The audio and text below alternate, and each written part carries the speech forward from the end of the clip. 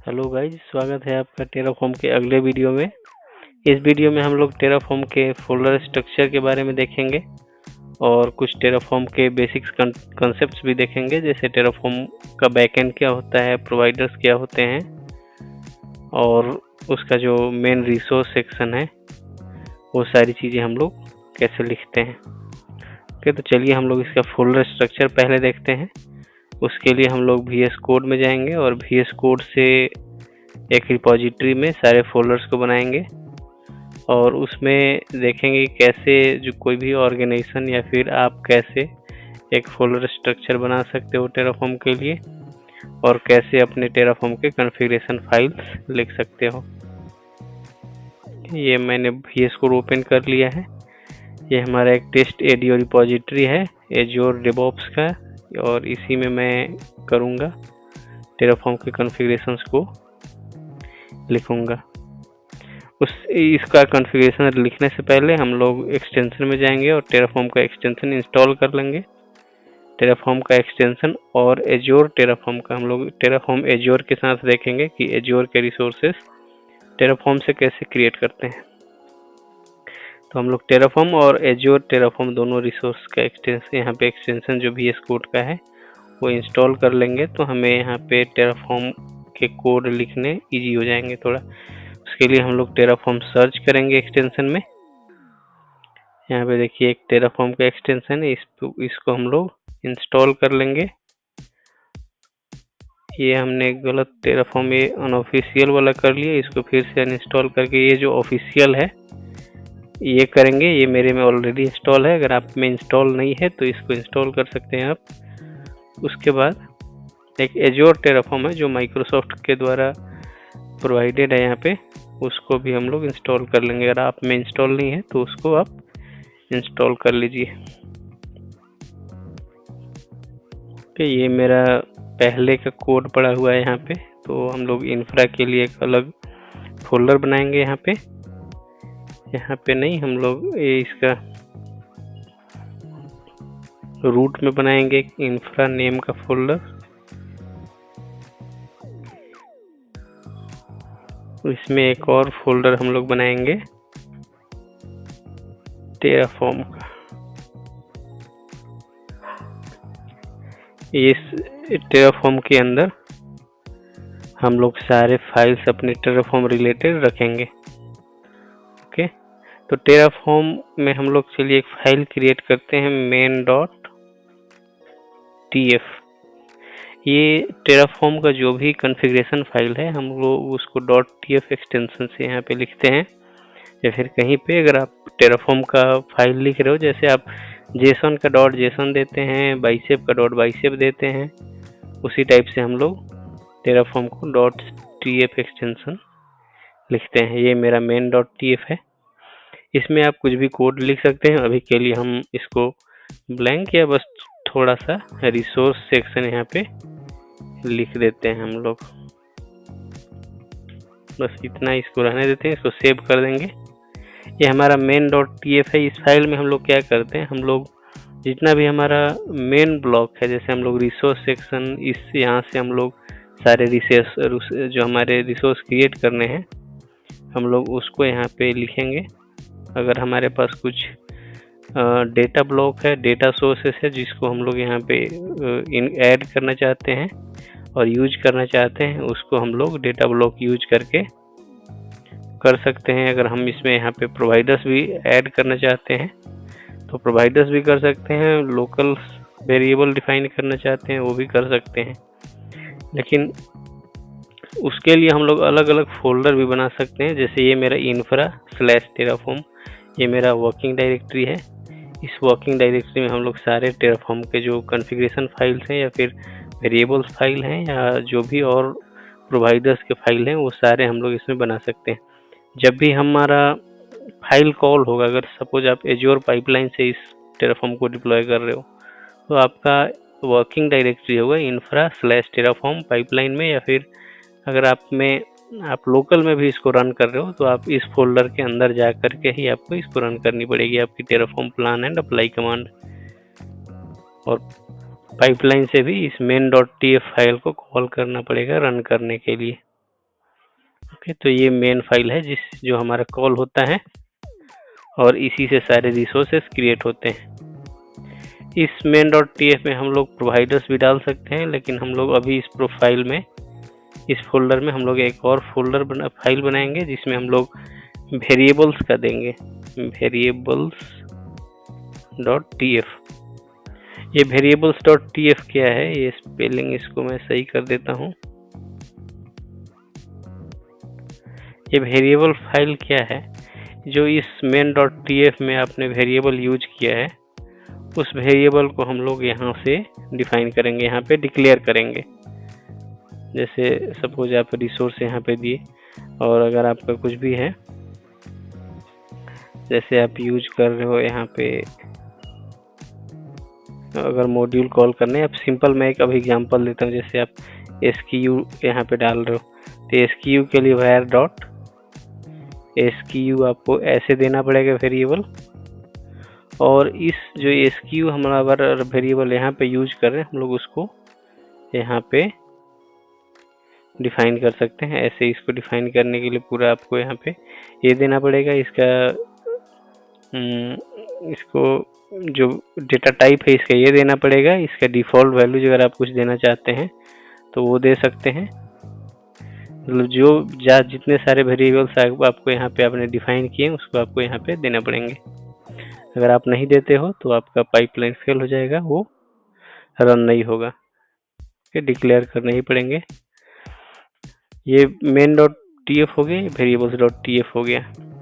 अगला फाइल होता है जो हम लोग बनाते हैं, वो प्रोवाइडर्स के लिए होता है। आप जैसे एजोर RM का प्रोवाइडर यूज करते हो, या AWS का करते हो, या GCP का करते हो, या कुछ और भी करते हो, थर्ड पार्टी जो प्रोवाइडर्स हैं वो भी यूज करते हो, तो उसका डिटेल्स आपको देना पड़ेगा। यहाँ के लिए फिर हम लोग न्यू फाइल क्रिएट करेंगे। providers.tf में हम लोग प्रोवाइडर्स का इंफॉर्मेशन रखेंगे। जैसे मैं एक यहाँ पे जाता हूँ प्रोवाइडर्स में, ये प्रोवाइडर्स है, मैं एजोर का प्रोवाइडर्स ओपन करता हूँ, एजोर RM का। ये यूज प्रोवाइडर से आप ये कर सकते हैं। इस कोड को कॉपी करेंगे हम लोग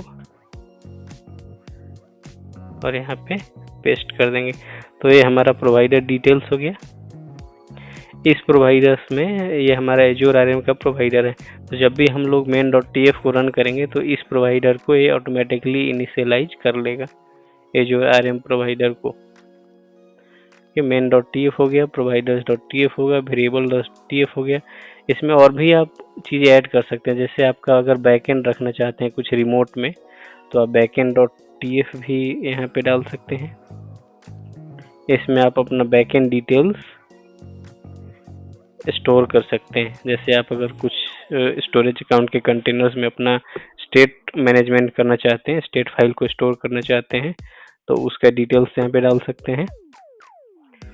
आप और भी चीज़ें डाल सकते हैं। जैसे हम यहाँ पे डालें, एक और फाइल क्रिएट करते हैं जिसमें हम लोग override.tf रखेंगे। ये हमारा क्या करता है, जैसे हम लोग कुछ main.tf फाइल में अपना ओवरराइड करना चाहते हैं कोई भी रिसोर्स को, तो हम लोग रन टाइम में अगर आप ओवरराइड करना चाहते हैं तो उसको हम लोग यहाँ पे लिखेंगे, और जैसे ही हम लोग टेराफॉर्म अप्लाई को रन करेंगे, रन टाइम में उस रिसोर्स को ओवरराइड कर देगा। तो इस टाइप से हम लोग एक बेसिक ये स्ट्रक्चर हो गया कि इस टाइप से हम लोग इस फोल्डर के अंदर अपने सारे टेराफॉर्म के कॉन्फ़िगरेशन फाइल्स जो हैं इसको रख सकते हैं। ये बेसिक स्ट्रक्चर हो गया। अगर आप न्यू हो, बिगिनर हो टेराफॉर्म में, तो आप ये वाला स्ट्रक्चर फॉलो कर सकते हैं। इसमें आपको क्या करना है कि जब भी आप कमांड चलाएंगे या फिर जब भी आप पाइपलाइन चलाएंगे, तो सिंपली ये infra/terraform जो डायरेक्टरी है, इसमें आप जा कर के आप terraform plan and terraform apply command चलाएंगे, तो ये बाय डिफ़ॉल्ट जो terraform है, इस फोल्डर में जितने भी आपके डिटेल्स हैं, जैसे main.tf आप providers.tf आपका ये यहाँ से ले लेगा, बैकएंड डिटेल्स इस फाइल से ले लेगा, ये सारे फाइल्स को रीड करेगा terraform रन टाइम में, और उसके बाद ये main.tf को भी रन कर देगा। ये एक बेसिक स्ट्रक्चर होगी।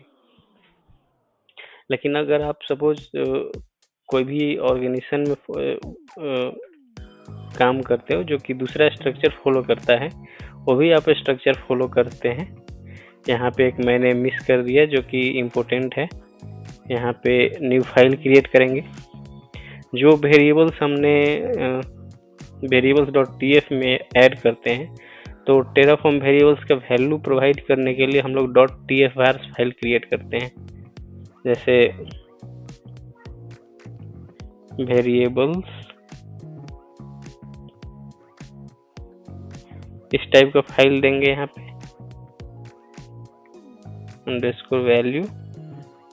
$value.tfvars।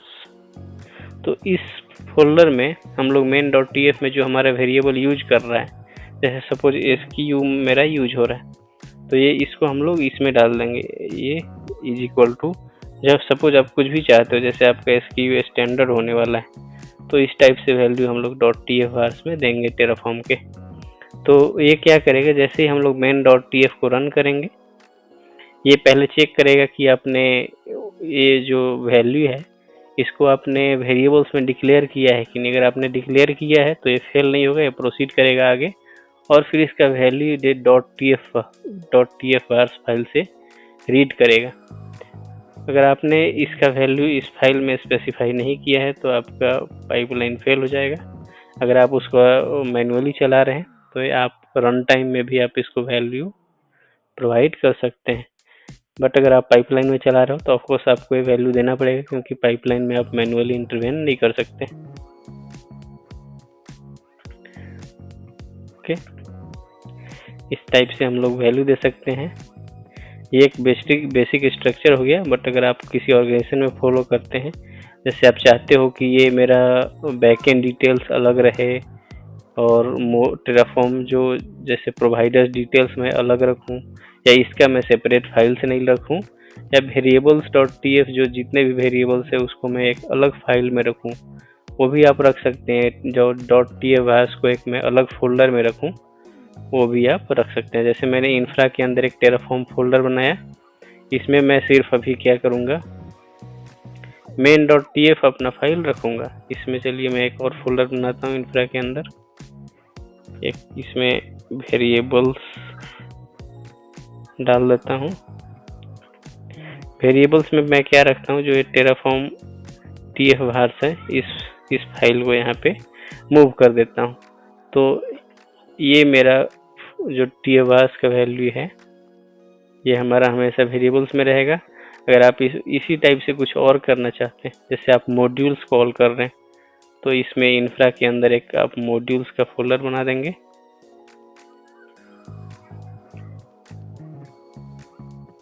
मॉड्यूल्स का फोल्डर बनाएंगे और वो भी ऐड करेंगे। तो कोई भी जो दो एक इम्पोर्टेंट फाइल है, जो main.tf है और variables.tf है, ये दोनों फाइल होना ही चाहिए। जैसे आप अगर मॉड्यूल्स में भी ना बना रहे हो, तो ये दो फाइल आपको यहाँ पे भी क्रिएट करना पड़ेगा उस मॉड्यूल के लिए main.tf, जिसमें इस मॉड्यूल का आप रिसोर्स डिक्लेयर करेंगे, और ये इसका जो स्ट्रक्चर है, जो कॉन्फ़िगरेशन फाइल है, उसको आप यहाँ पे रखेंगे।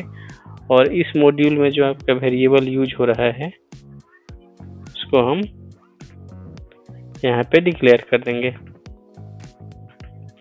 मॉड्यूल्स में एक अगर मैं फोल्डर बना दूँ यहाँ पे, जैसे आप वर्चुअल मशीन क्रिएट कर रहे हो, तो वर्चुअल मशीन का फोल्डर हो जाएगा मेरा, और ये दोनों उससे रिलेटेड फाइल्स हैं, तो इसको हम लोग उसमें मूव कर देंगे। ये मूव हो गया। variables.tf को भी मूव कर देते हैं हम लोग उसी में। तो ये हमारा वर्चुअल मशीन का मॉड्यूल हो गया। इस टाइप से आप मल्टीपल मॉड्यूल्स लिख सकते हो। जैसे आपको मॉड्यूल लिखना है पब्लिक आईपी का, तो एक और पब्लिक आईपी का फोल्डर बनाएंगे और उसका मॉड्यूल लिखेंगे। उसमें भी हमारा सेम main.tf और variables.tf फाइल होगा। तो ये main.tf हमारा मॉड्यूल्स का मेन फाइल होगा, जिसमें हम लोग सपोज अगर वर्चुअल मशीन का लिख रहे हैं हम लोग मॉड्यूल, तो इसमें सिर्फ वर्चुअल मशीन का कॉन्फ़िगरेशन होगा हमारा टेराफॉर्म का, और सिर्फ वर्चुअल मशीन का जो वेरिएबल्स हम लोग इस कॉन्फ़िगरेशन फाइल में यूज कर रहे होंगे उसको हम लोग यहाँ पे डिक्लेयर करेंगे। और इसका वैल्यू हम लोग सप्लाई करेंगे मेन डॉट टी एफ से, जो हमने यहाँ पे बनाया है। इसमें हम लोग मॉड्यूल लिखेंगे, मॉड्यूल से कॉल करेंगे, मॉड्यूल नेम देंगे, हम लोग मॉड्यूल का पाथ देंगे और यहाँ से इसका जो पैरामीटर है हम लोग यहाँ से पास कर सकते हैं। जो भी है हम लोग यहाँ से उस मॉड्यूल के सारे पैरामीटर्स को भी यहाँ से पास कर सकते हैं और फिर उसको कॉल भी कर सकते हैं। तो जो हमारे जो वेरिएबल्स यहाँ पे यूज हो रहे हैं, हम लोग उस सारे वेरिएबल्स को यहाँ पे ऐड कर सकते हैं और इसको जब रन करेंगे तो ये काम करने लगेगा। इसका वैल्यू हम लोग या तो दूसरा फाइल अगर आप मन है तो बना लो, अदरवाइज यहाँ से आप रीड कर सकते हैं। ये एक ही इन्वायरमेंट के लिए है। जैसे आप अगर चाहते हो कि आपकी कंपनी फॉलो करती है मल्टीपल इन्वायरमेंट्स के लिए multiple Terraform variable files, and आप जैसे ये डेवलपमेंट इन्वायरमेंट के लिए अगर आप ये मान लेते हो तो दूसरा आप प्री प्रॉड के लिए आप बना सकते हो यहाँ पे 3 वेरिएबल फाइल और उसको रीड कर सकते हो पाइपलाइन से। यहाँ पे सारे इन्वायरमेंट में अलग अलग जब आप इसका पाइपलाइन डिजाइन करेंगे या मैनुअली रन करोगे तो हम लोग रन टाइम में इस पाथ को देंगे, हम लोग उसका वैल्यू देंगे इस पाथ में। जो ये जो TFVARS फाइल है इसका पाथ दे देंगे हम लोग रन करते टाइम। ओके, ये हमने मॉड्यूल्स का भी फोल्डर स्ट्रक्चर कवर कर लिया, ये टेराफॉर्म का भी कवर कर लिया और इसका वेरिएबल का भी कवर कर लिया। टेराफॉर्म में एक और चीज़ बता दूं, ये अगर आप नहीं चाहते हो कि बैकएंड डिटेल्स मैं यहाँ पे रखूँ या बैकएंड डॉट TF आप चाहते हो कि मैं यहाँ पे ना रखूँ, मैं रिपोजिटरी में नहीं रखूँ, क्योंकि ये में भी सिक्योरिटी कंसर्न ये सब हो सकता है। किसी भी कंपनीज के लिए वो कोई नहीं रखना चाहते हैं। तो आप इसको डायरेक्टली जब टेराफॉर्म इनिट कमांड हम लोग चलाएंगे इनिशियलाइज के लिए, तो आप वहाँ भी एज ए पैरामीटर इसको सप्लाई कर सकते हो। अगर आप नहीं रखना चाहते तो इसको हटा सकते हैं। फिर हमें main.tf में वो जो बैकएंड है, बैकएंड डिटेल्स हमें देना पड़ेगा। और अगर आप ये ओवरराइड, जनरली ये बहुत कम ही यूज होता है ओवरराइड ये सब, तो ये सब आप डिलीट कर सकते हो। प्रोवाइडर्स जो आपने यहाँ पे डाला है, अगर आप ये फाइल नहीं रखना चाहते हैं तो डायरेक्टली main.tf में आप इसको पेस्ट कर सकते हैं यहाँ पे, तो फिर हमें इस फाइल की ज़रूरत नहीं पड़ेगी। बट ये हमें main.tf एंड variables.tf ये मैंडेटरी है, ये हमें रखने ही पड़ेंगे। और बाकी फाइल्स, बाकी चीज़ें को हम रन टाइम में भी या फिर कहीं और से भी ला सकते हैं। अगर आप पाइपलाइन से या फिर मैनुअली चला रहे हो तो जब भी आप टेराफॉर्म इनिट कमांड चलाओगे तो वहाँ पे बैकएंड डिटेल्स आप सप्लाई कर सकते हो। और उसके बाद इसका जो .TFVARS है फाइल भी सप्लाई करेंगे, ताकि वो इस TFVARS से जो भी वेरिएबल्स है वो रीड करेगा और उसको डिप्लॉय करेगा।